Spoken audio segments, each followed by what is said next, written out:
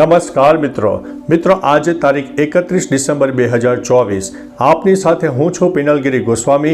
આજની વિડીયોમાં વાત થશે આજે તારીખ 31 ડિસેમ્બરથી લઈને 11 જાન્યુઆરી સુધી ગુજરાતમાં કેવું રહેશે હવામાન, આવનારા દિવસોમાં કેવું રહેશે ઠંડીનું પ્રમાણ, ત્યારે વેસ્ટર્ન ડિસ્ટર્બન્સની શક્યતા કેટલી છે, શું હજુ પણ વરસાદની શક્યતા રહેલી છે, તમામ પ્રકારના પરિબળોની માહિતી આ એક વિડીયોમાં તમને આપી દઈશું। મિત્રો પ્રથમ વાત કરીએ તો ઠંડીની આગાહીની।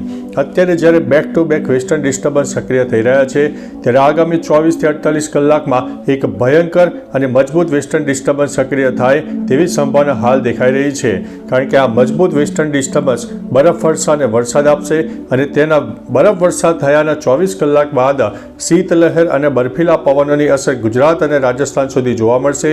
અત્યારે ગુજરાતના અનેક ભાગોમાં ન્યૂનતમ તાપમાન 15 ડિગ્રી કરતાં નીચે જોવા મળી રહ્યું છે, પરંતુ આગામી 24 થી 48 કલાક બાદ આ જે તાપમાન છે તેમાં ઘણો બધો ફેરફાર થશે, જેમાં ન્યૂનતમ તાપમાન 10 ડિગ્રી કરતાં નીચે રહે તેવી શક્યતા છે। એટલે ગુજરાતના કહી શકાય કે 10 થી 15% એવા વિસ્તારો રહેશે જેમાં 10 ડિગ્રી કરતાં નીચે ન્યૂનતમ તાપમાન જોવા મળશે। બીજી તરફ મિત્રો બર્ફીલા પવનોની અસરને કારણે ઠંડીનું પ્રમાણ પણ વધારે જણાવી દેશે। હવે વાત કરીએ તો વરસાદની આગાહીની। અત્યારે પાકિસ્તાન અને ઉત્તર ભારતના ઉત્તરી પટ્ટામાં જે વેસ્ટર્ન ડિસ્ટર્બન્સ સક્રિય થશે તે ઉત્તર ભારતમાં બરફવર્ષાની સાથે વરસાદ પણ આપશે, અને જો ભેજનું પ્રમાણ વધારે સર્જાય, લો ક્લાઉડ ફોર્મેશન વધારે સર્જાય તો રાજસ્થાનના પશ્ચિમ તરફ અને ઉત્તર તરફના વિસ્તારમાં પણ છાંટાછૂટી અથવા તો વાતાવરણમાં પલટો આવે તેવી શક્યતા છે, પરંતુ આ સિસ્ટમ હાલ ગુજરાતને અસર કરે તેવી શક્યતા ખૂબ જ ઓછી જણાઈ રહી છે। પરંતુ મિત્રો પવનોની દિશાને આધારે ભેજનું પ્રમાણ હોય, લો ક્લાઉડ ફોર્મેશન જો સર્જાશે અને ગુજરાતમાં જો વરસાદની શક્યતા રહેશે તો તમને આવનારા દિવસોમાં ચોક્કસની માહિતી આપી દઈશું। મિત્રો ટૂંકોને ટચ જણાવીએ તો આજે 31 ડિસેમ્બરથી લઈને 10 જાન્યુઆરી સુધી ગુજરાતમાં એક ખાતરી ઠંડીનો રાઉન્ડ પણ આવવાનો છે।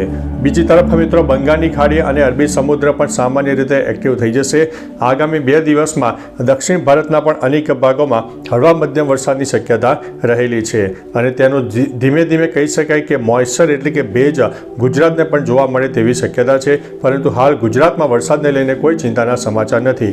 બાકી મિત્રો હવે ધીમે ધીમે ઝાકળ વર્ષા અને ધુમ્મસનું પ્રમાણ વધારે જોવા મળશે, ઝીરો વિઝિબિલિટી થઈ જશે, એટલે વાહનો ચલાવતી વખતે થોડું ધ્યાન રાખજો। ઠંડીનું પ્રમાણ પણ વધારે જોવા મળશે, પવનનું પ્રમાણ પણ વધારે જોવા મળશે। અનેક વિસ્તારમાં તો 25 થી લઈને 35 કિલોમીટર પ્રતિ કલાકની ઝડપે પણ પવન ફૂંકાઈ શકે છે। બાકી મિત્રો તમારા વિસ્તારમાં ધુમ્મસનું પ્રમાણ હોય, ઠંડીનું પ્રમાણ હોય, પવનનું પ્રમાણ હોય, વાદળછાયું વાતાવરણ હોય, તમામ પ્રકારની માહિતી વિસ્તારો સાથે આપજો, જેથી અન્ય મિત્રો પણ જાણી શકે।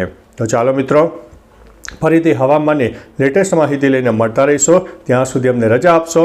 નમસ્તે।